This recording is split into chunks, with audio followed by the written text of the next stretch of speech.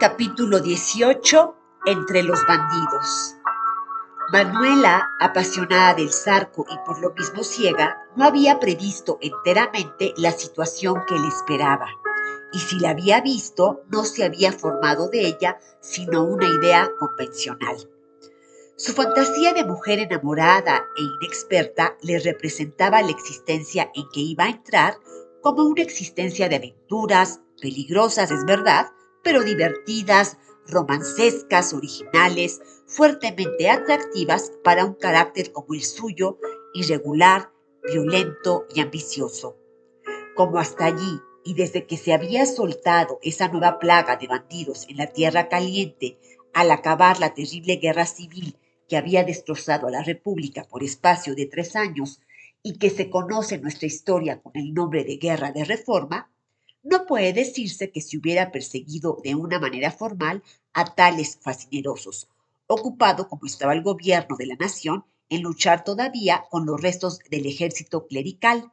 Manuela no había visto nunca levantarse un patíbulo para uno de sus compañeros de su amante. Al contrario, había visto a muchísimos pasearse impunemente por las poblaciones y los campos, en son de triunfo, temidos, respetados y agasajados por los ricos, por las autoridades y por toda la gente. Si alguna persecución se les hacía, de cuando en cuando, como aquella que había fingido el feroz comandante, conocido nuestro, era más bien por fórmula, por cubrir las apariencias, pero en el fondo las autoridades eran impotentes para combatir a tales adversarios y todo el mundo parecía resignado a soportar tan degradante yugo. Manuela, pues, se figuraba que esa situación, por pasajera que fuese, aún debía durar mucho y que el dominio de los plateados iba consolidándose en aquella comarca.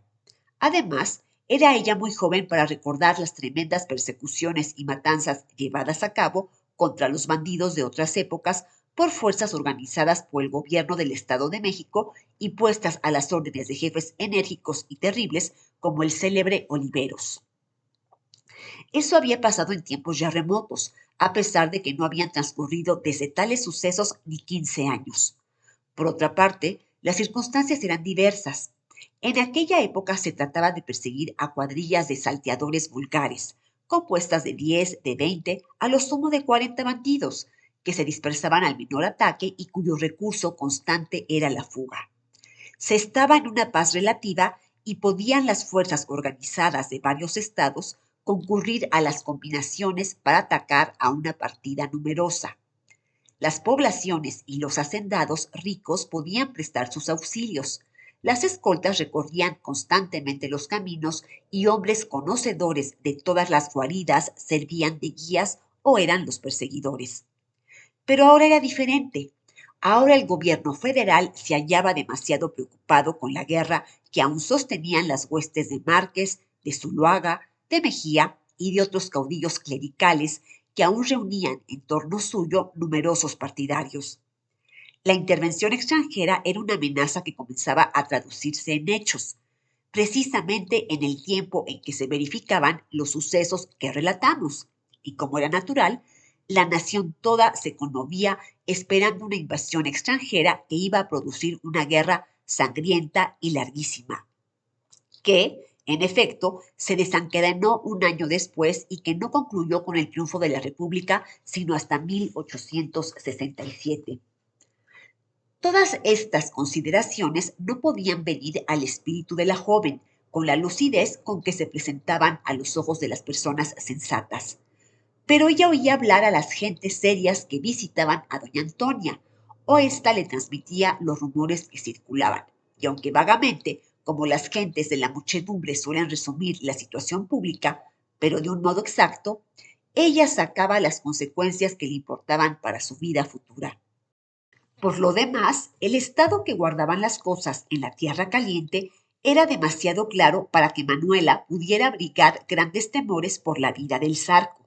Lo cierto era que los plateados dominaban en aquel rumbo, que el gobierno general no podía hacerles nada, que el gobierno del Estado de México, entonces desorganizado y en el que los gobernadores, militares o no, se sucedían con frecuencia, tampoco podían establecer nada durable, que los hacendados ricos tenían que huir a México y cerrar sus haciendas o someterse a la dura condición de rendir tributo a los principales cabecillas, so pena de ver incendiados sus campos, destruidas sus fábricas y muertos sus ganados y sus dependientes.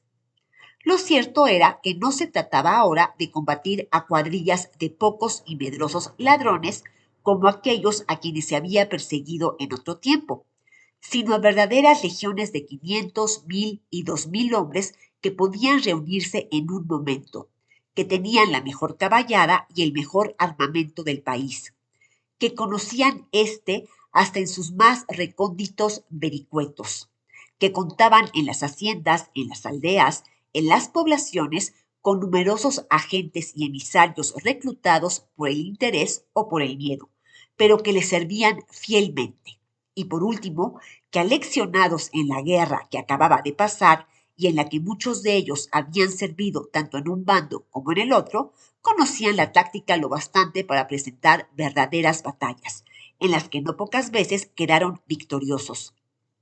Así pues, Manuela, a quien el Zarco había también instruido en sus frecuentes entrevistas acerca de las ventajas con que contaban los bandidos, acababa por disipar sus dudas, sabiendo que su amante pertenecía a un ejército de hombres valerosos, resueltos y que contaban con todos los elementos para establecer en aquella desdichada tierra un dominio tan fuerte como duradero.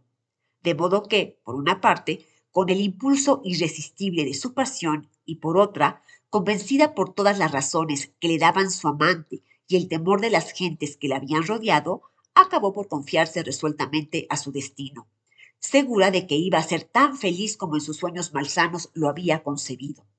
Pero, en resumen, Manuela, que no había hecho más que pensar en los plateados desde que amaba al Zarco, no conocía realmente la vida que llevaban esos bandidos, ni aún conocía personalmente de ellos más que a su amante.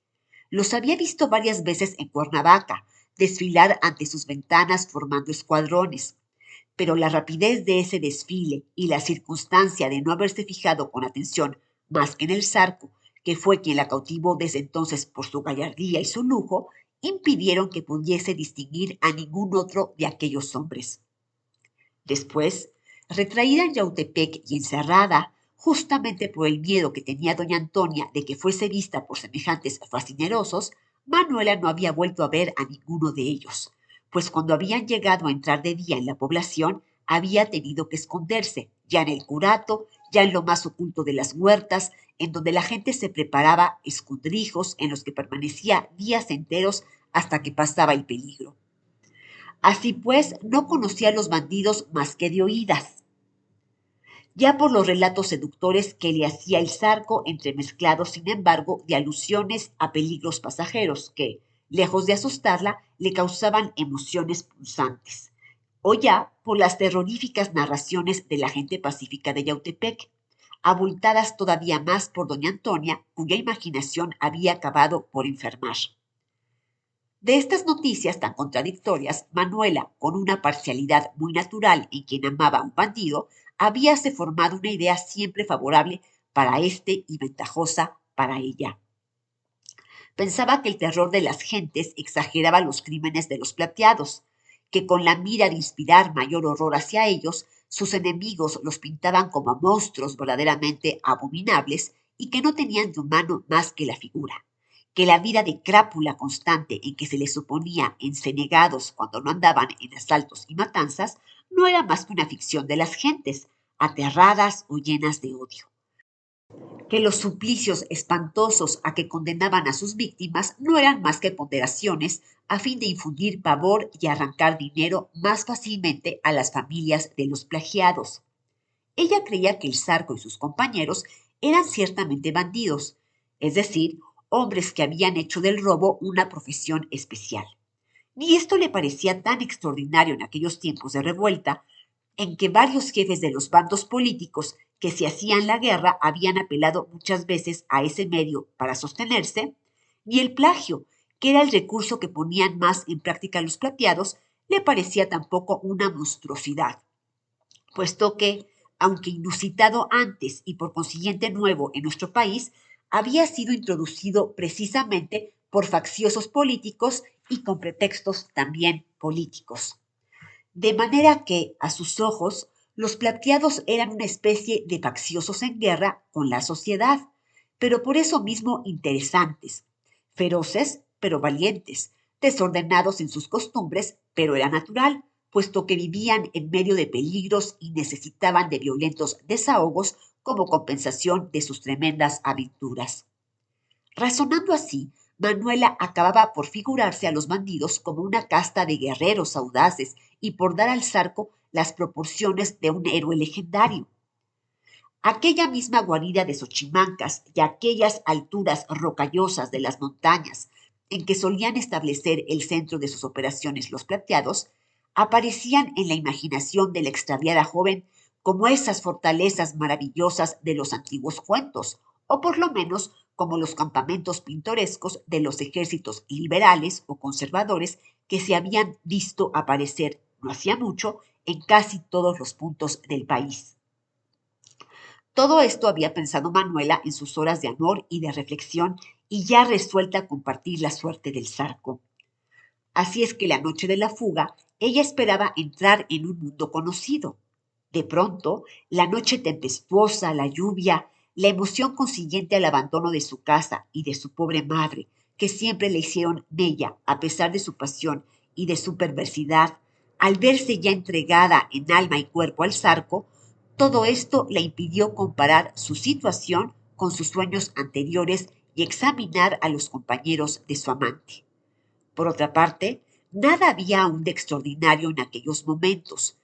Se escapaba de su casa con el elegido de su corazón, este caballero bandido había tenido que acompañarse de algunos amigos que afrontasen el peligro con él y que le guardasen la espalda.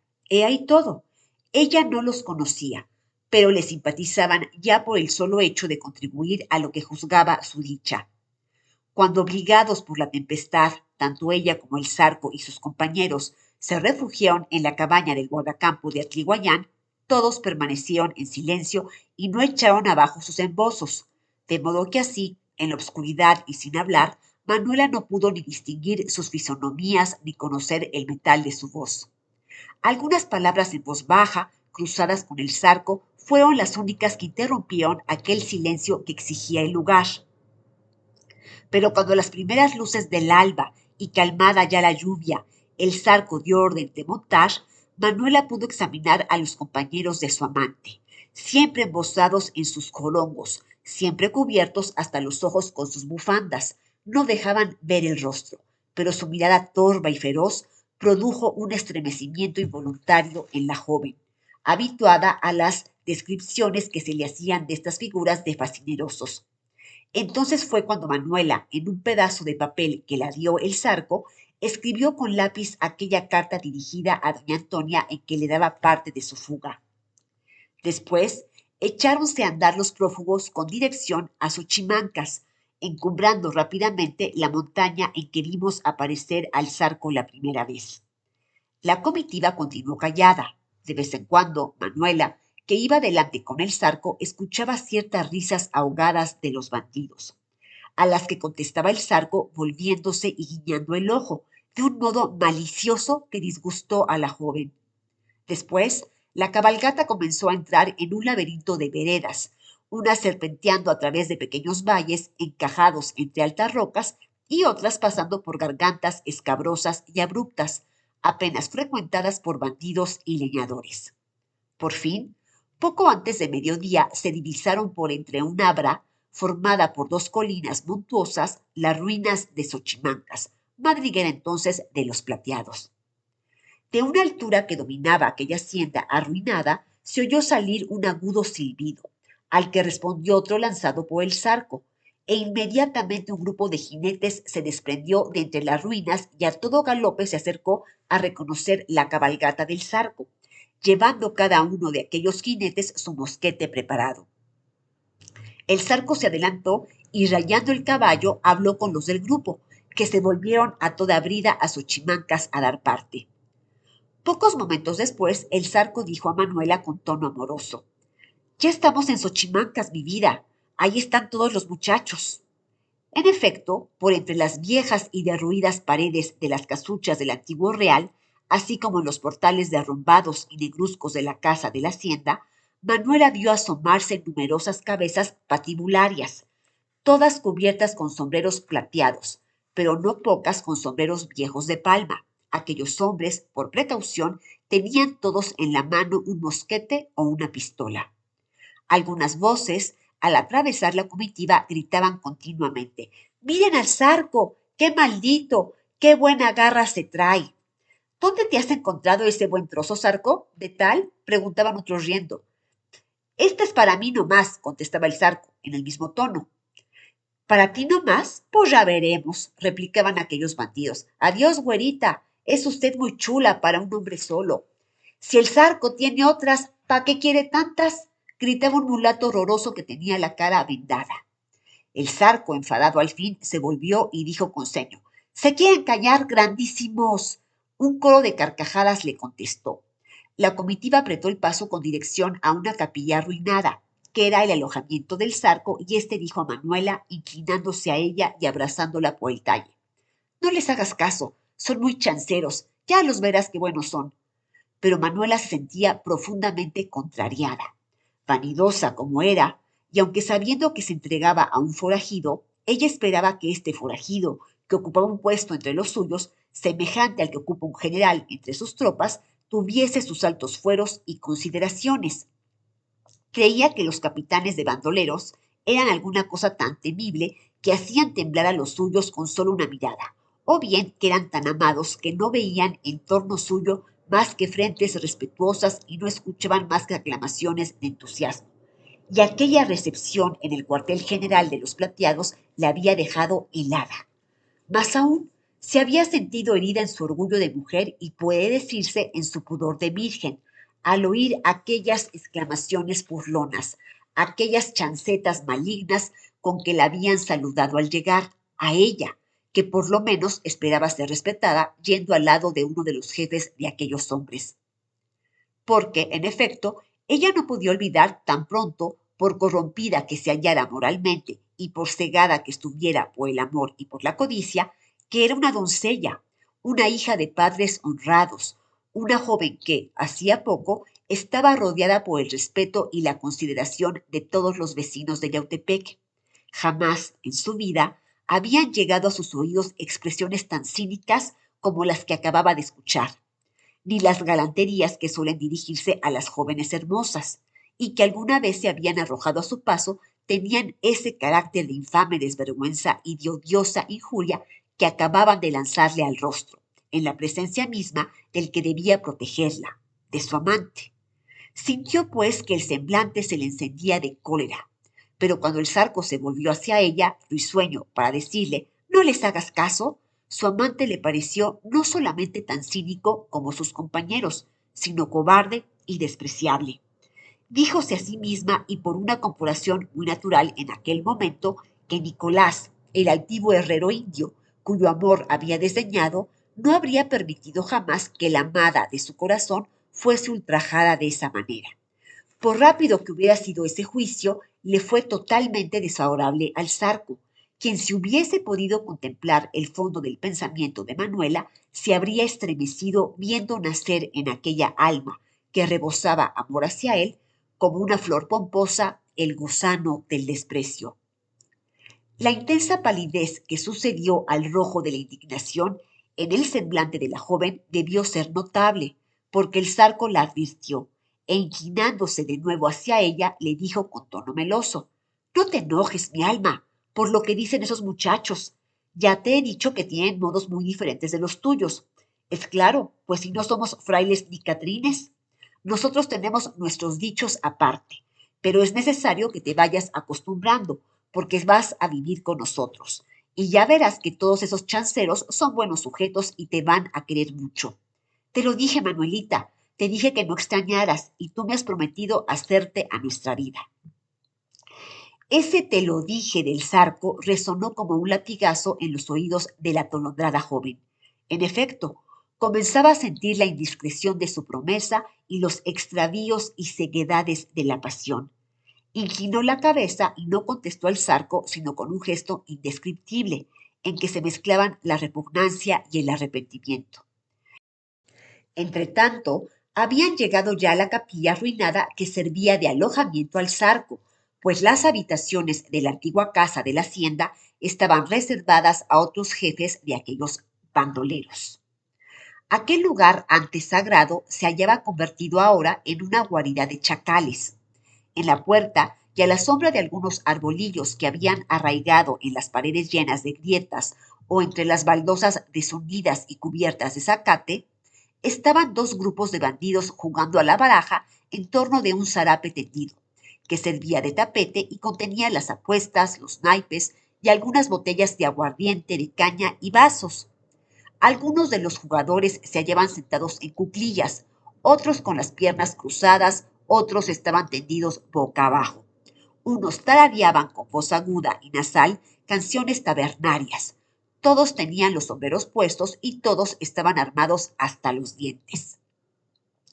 No lejos de ellos se hallaban sus caballos, atados a otros árboles, desembridados con los hinchos de las sillas flojos y comiendo algunos manojos de zacate de maíz.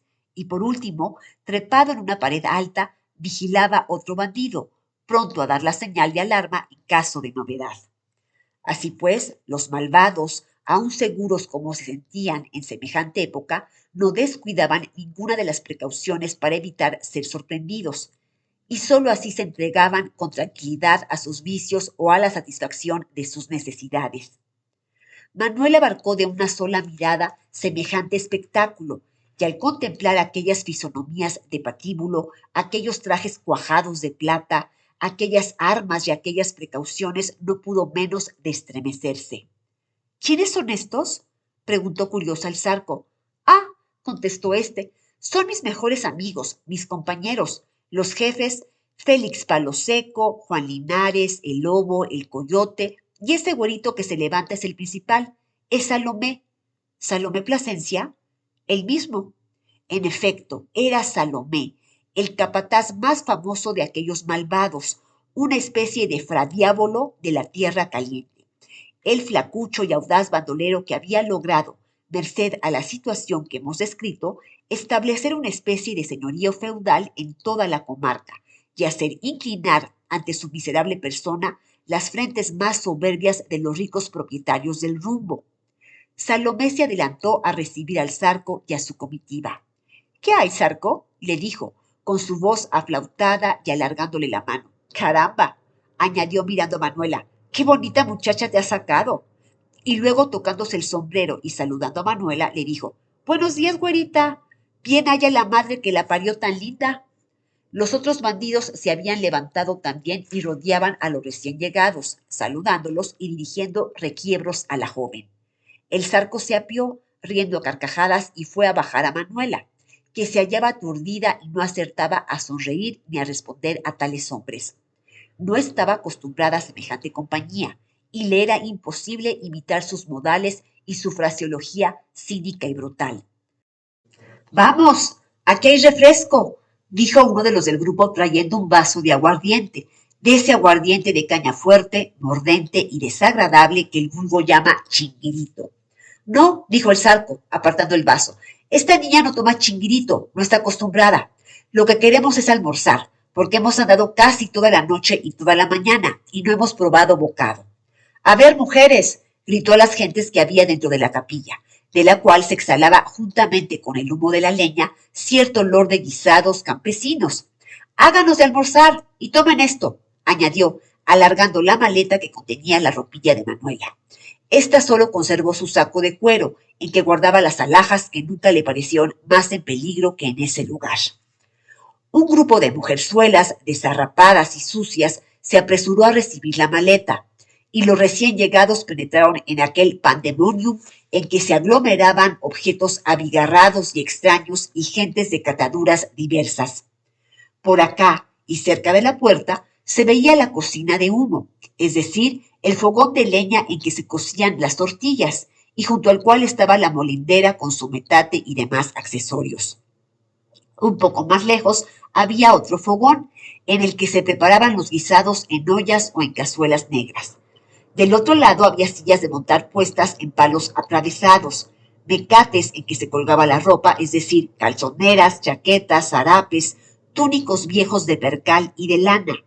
En un rincón se revolcaba un enfermo de fiebre, con la cabeza envuelta en un pañolón desgarrado y sucio.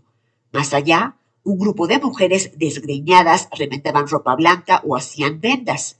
Y al último, en el fondo de la capilla, junto al altar mayor, convertido en escombros y dividida de la nave por una cortina hecha de sábanas y de petates, se hallaba la alcoba del Zarco, que contenía un catre de campaña, colchones tirados en el suelo, algunos bancos de madera y algunos baúles forrados de cuero. Tal era el mueblaje que iba a ofrecer aquel galán a la joven dama a quien acababa de arrebatar de su hogar tranquilo. Manuelita, le dijo, conduciéndola a aquel rincón, esto, como ves, está muy feo, pero por ahora hay que conformarse. Ya tendrás otra cosa mejor. Ahora voy a traerte de almorzar. La joven se sentó en uno de los bancos y allí cubierta con la cortina, sintiéndose a solas, dejó caer la cabeza entre las manos, desfallecida, abismada y oyendo las risotadas de los bandidos ebrios, sus blasfemias, las voces agudas de las mujeres aspirando aquella atmósfera pesada, pestilente como la de una cárcel, no pudo menos que mecerse los cabellos desesperada y derramando dos lágrimas que abrazaron sus mejillas como dos gotas de fuego, murmuró con voz enroquecida: Jesús, lo que he ido a hacer.